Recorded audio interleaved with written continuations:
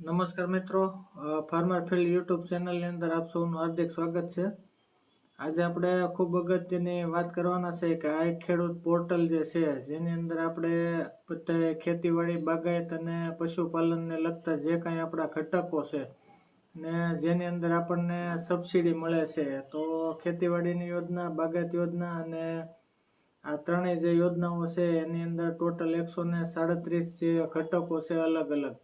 Combine harvester એટલે tractor, એના બધા સાધનો ત્યાંથી લઈ અને બાગાયત ખાતાની અંદર આપણે જે કાંઈ ઘટકો આવે છે નેટ હાઉસ, ગ્રીન હાઉસ, મધમાખીને લગતા સાધનો, આંબા, ચીકુ, કેરીની અંદર ખનિજ વાવેતર.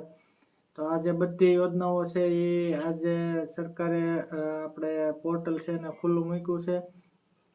તો મિત્રો આ જે ફોર્મ છે એ તમારે કઈ રીતે ભરવાનું છે ને કઈ રીતે તમે આ જે ઘટકો છે આપણે જે કંઈ આપણે જરૂરી ઘટકો છે સાધનો, અથવા આપણે કોઈ નવું બાગાયતી પાકોનું કે કોઈ પણ નવું વાવેતર કરી રહ્યા છીએ તો લગભગ બધા જે ઘટકો છે એની અંદર અને આપણા બાગાયતી અને ખેતીવાડીને લગતા જે કાંઈ પાકો અને સાધનો છે એને રિલેટેડ એમાં બધી જ ફોર્મ છે એ તમે ભરી શકો છો. અને એમાં મોટા ભાગે બધા જે ઘટકો છે એમાં 50% લઈને 75% અમુક ઘટકોમાં પણ સબસિડી છે એ આપણને મળતી હોય છે. તો આ જે સબસિડી છે એનો સરકાર પાસેથી લાભ લેવા અને આપણી ખેતીનો વિકાસ કરવા માટે આ ફોર્મ છે એ આપણે જરૂરથી એનો લાભ છે એ લેવો જોઈએ.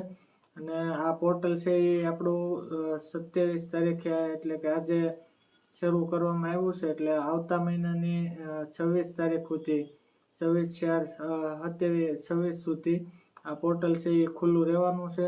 તો આની અંદર આપણે ફોર્મ છે એ કઈ રીતે ભરવાના છે એની હું તમને ઓનલાઈન બતાવું છું આની અંદર કે ભાઈ કઈ રીતે આપણે ફોર્મ છે કઈ વેબસાઇટ ઉપર જઈ અને કઈ રીતે ફોર્મ છે એ ભરવાના છે અને ઘટકો વાઇઝ આપણને માહિતી છે એ પણ હું તમને આગળ આપતો રહે.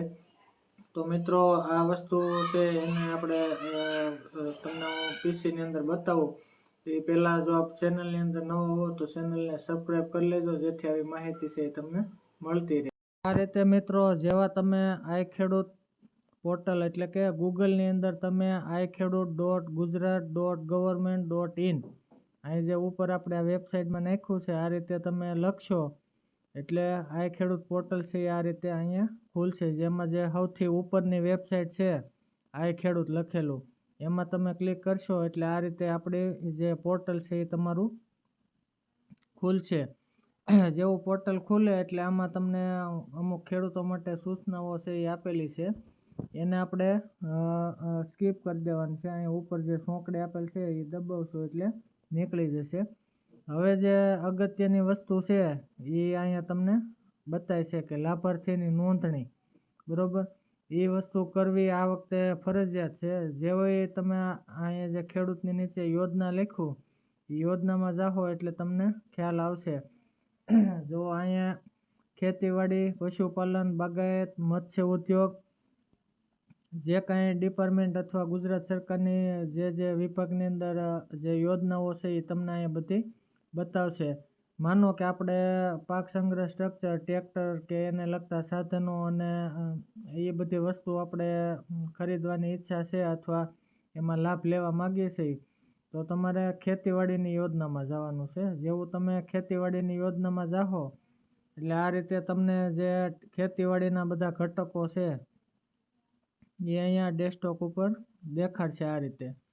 જો આમાં આ બધા જેટલા ઘટક છે એ બધા ખેતીવાડીના ઘટકો છે. માનો કે અહીંથી ટ્રેક્ટરથી લઈ અને જેમ તમે નીચે જતા જાઓ એમાં જો પેજ પણ આપેલા છે કે 3, 4, 5 સુધી પેજ આપેલા છે.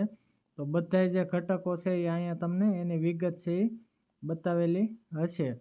હવે જે આ વિગત છે એની અંદર આપણે ફોર્મ ભરવાનું છે કે ધારો કે આપણે ટ્રેક્ટરની અંદર ફોર્મ ભરવું છે તો અહીંયા જે આ લીલો બોક્સમાં દસ્તાવેજ અને વધુ જુઓ એવું દેખાય છે તો એની અંદર તમે અંદર જાઓ એટલે તમને અહીંયા બધી જે વિગત છે ટ્રેક્ટરની એ બધી આપેલી છે. અને જો અહીંયા ચૂકવવા પાત્ર રકમ એટલે કે સબસિડી વધારેમાં વધારે તમને કેટલી મળી શકે એ પણ અહીંયા લખેલું હોય છે. એટલે આ ઘટક વાઇઝ આ બધા જે અહીંયા ઘટક આપ્યા છે એમાં તમે બધા અલગ અલગ ઘટકની અંદર જોઈ શકો અને આપણે કઈ વસ્તુ લેવાની છે એનું આપણે અહીંથી માહિતી છે એ આપણને મળી જતી હોય છે.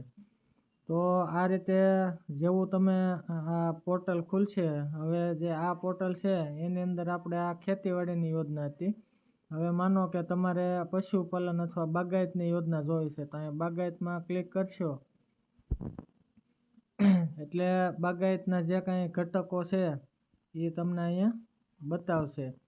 ત્યારે સાઈડ થોડીક લોડિંગ લે છે એટલે તાત્કાલિક નથી બતાવતું, પરંતુ આ રીતે એની પ્રોસેસ છે. જેવું તમે અહીંયા ક્લિક કરો, જો આ રીતે ભાઈ આ ટ્રેક્ટર છે અહીંયા જે તમને બતાવ્યું છે, બરોબર. તો એમાં હવે અહીં જો લખેલું આવશે અરજી કરો, અહીં લીલા બોક્સની અંદર લખ્યું છે. જેવું તમે અરજી કરો એવું ક્લિક કરશો એટલે આ રીતે અહીંયા આ એક બીજી સાઇટ છે એ ખુલશે. તો અહીંયા છે ને મિત્રો, આપણે ખાસ આ જે લાભાર્થીની નોંધણી માટે અહીં ક્લિક કરો ને, એ આખું સેક્શન ભરવું ને એ આ વખતે ખૂબ ફરજિયાત છે.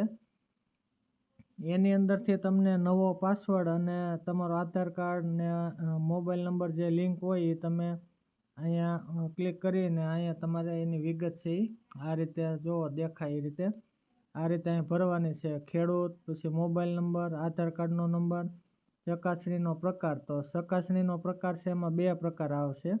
એક તમારે ફિંગરપ્રિન્ટથી આવશે અને બીજું છે એ આપણે ઓટીપીથી આવશે. તો આપણે અહીંયા ઓટીપીથી કરવાનું છે, જેથી કરીને આપણી પાસે ફિંગરપ્રિન્ટનું મશીન ન હોય એટલે આપણે ઓટીપીથી કરવાનું છે. જેવું એ ઓટીપી ને બધું ભરી અને તમે અહીંયા હું અહીં જણાવું છું કે એ જે લાઈન છે આ ટીક કરી અને આ જે કેપ્ચા આપ્યા છે 7+2, તો એ 9 થાય, એ 9 અહીંયા નાખીને જેવું તમે સબમિટ કરશો એટલે આ ખાલી ખાનાની અંદર તમારા આધાર કાર્ડની બધી જે વિગતો છે એ બતાવશે. પછી સાચવો અને આગળ વધો એમાં તમે જેવું ક્લિક કરશો એટલે તરત તમને આગળ લઈ જશે. આગળની અંદર તમારે જે આધાર કાર્ડ છે એને હારે જે મોબાઈલ નંબર લિંક છે એ સક્સેસફુલી થઈ જાય એનો ઓટીપી નાખીને એટલે તમને એક પાસવર્ડ બનાવવાનું કહે. એ પાસવર્ડ જે છે એ પાસવર્ડ બનાવી, માનો કે છગનભાઈ નામ છે તો એ રીતે પાસવર્ડ એનો બનાવી 123 એવું નાખી અને એ પાસવર્ડ છે એને તમારે યાદ રાખવાનો છે અથવા એનો સ્ક્રીનશોટ પાડી લેવાનો છે. પછી એ જે પાસવર્ડ છે એનો ઉપયોગ આપણે અહીંયા કરવાનો છે. ક્યાં જો અહીંયા રજિસ્ટર મોબાઈલ નંબર લખ્યું ત્યાં તમારો મોબાઈલ નંબર અહીંયા નાખવાનો છે અને પછી આપણે પાસવર્ડ જે ત્યાં આગળ આપણે બનાવ્યો એ પાસવર્ડ અહીંયા દાખલ કરવાનો છે. પાસવર્ડ દાખલ કરો ત્યાં. હવે જે પાસવર્ડ આપણો દાખલ થઈ ગયો પછી આ કેપ્ચા નાખી અને પછી તમારે આ લોગિન જે લીલા અક્ષરે લખ્યું એ લોગિન કરવાનું છે. જેવું તમારું લોગિન થઈ જશે એટલે પછી જે આપણે તમને કીધું કે આગળ જે આપણે આ ટ્રેક્ટરની અહીંયા ઘટકની વાત કરતા હતા એ જે પાસવર્ડ તમારો બની અને લોગિન તમે કરશો પછી જ તમારું આ જે ફોર્મ છે ટ્રેક્ટરનું અથવા જે કાંઈ ઘટકનું, બરાબર, એ તમને અહીંયા ભરી શકશો. નકર જ્યાં સુધી તમે રજિસ્ટ્રી નહીં કરાવો અથવા તમારો પાસવર્ડ ને તમારી પાસે નહીં હોય ત્યાં સુધી તમે આ ફોર્મ છે ભરી શકતા નથી. તો આ રીતની આખી જે આ ખેડૂત પોર્ટલ છે એની ઉપર તમે આ રીતે આખું ફોર્મ છે એ આની અંદર ભરી શકો, બરાબર. તો આ બધા જે ઘટકો છે એ ઘટક વાઇઝ તમારે જે ઘટકની જરૂરિયાત હોય એ ઘટક છે એ તમારે અરજી કરો એવું ત્યાં કરી અને અરજી છે એ કરવાની રહેતી હોય છે. તો મિત્રો